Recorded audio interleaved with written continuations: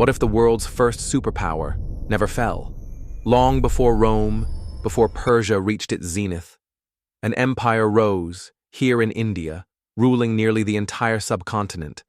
An empire of iron, philosophy, and spies. This was the Mauryan Empire. In our timeline, it lasted 137 years. But what if it never ended?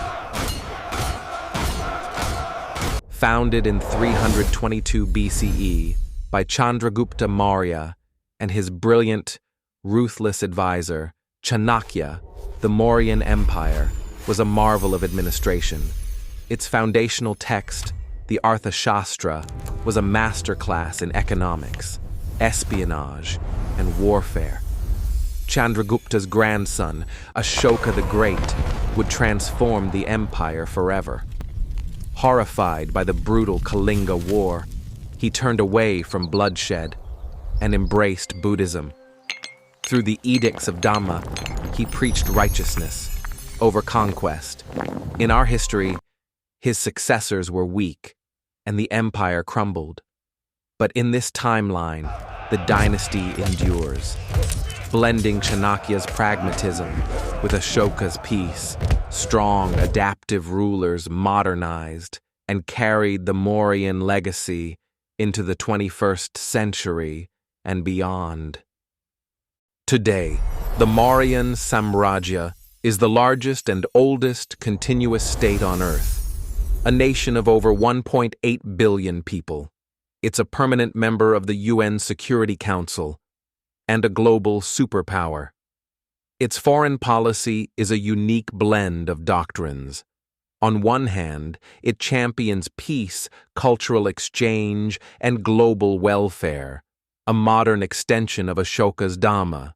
On the other, its intelligence agency, rumored to be modeled directly on the Arthashastra's spy networks, is the most feared and respected in the world. It doesn't seek to conquer nations, but it defends its interests with chilling efficiency. Its neighbors don't face armies at the border. They face unbreakable economic influence and inescapable intelligence networks.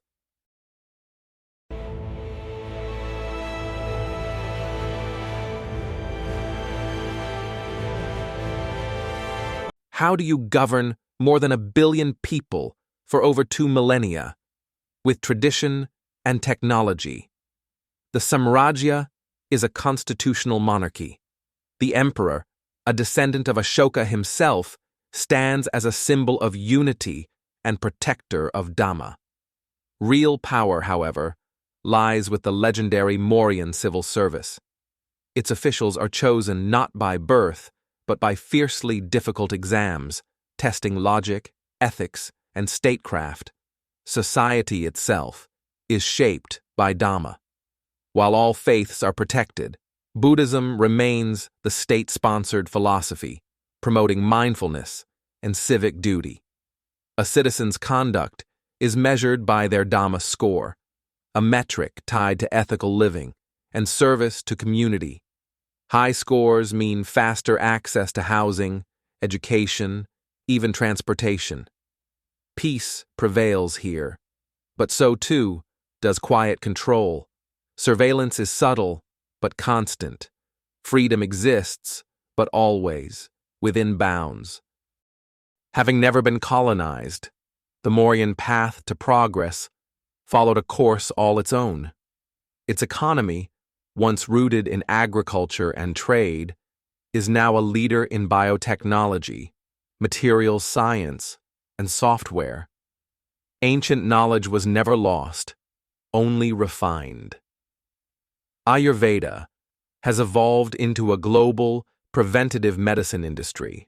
Their early mastery of metallurgy, hinted at by the rust-proof iron pillar of Delhi, laid the foundation for breakthroughs in superalloys.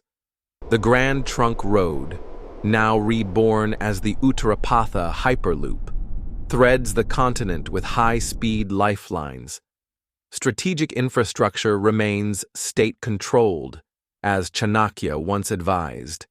Yet the free market thrives, driven by innovation, competition, and purpose. Their currency, the Mauryan pana, is among the most stable in the world. This is a civilization that has spent 2,300 years mastering the art of building power. This is daily life in the Mauryan Samrajya. Children meditate beneath towering Buddhas, families gather in peace, and artists blend the ancient with the futuristic. It is beautiful, and it is ordered. But look closer. A camera, disguised as a lion's head, a public speaker, quietly removed by Dhamma wardens. Here, righteousness is policy, ethics are regulated, and freedom has boundaries. A world shaped by the Mauryan Empire would be more stable, less scarred by colonialism, and more mindful of peace. But it leaves us with a question. Is a society governed by surveillance and virtue truly free? Is the serenity of Dhamma worth the sacrifice of the self? A vision of peace, progress, and power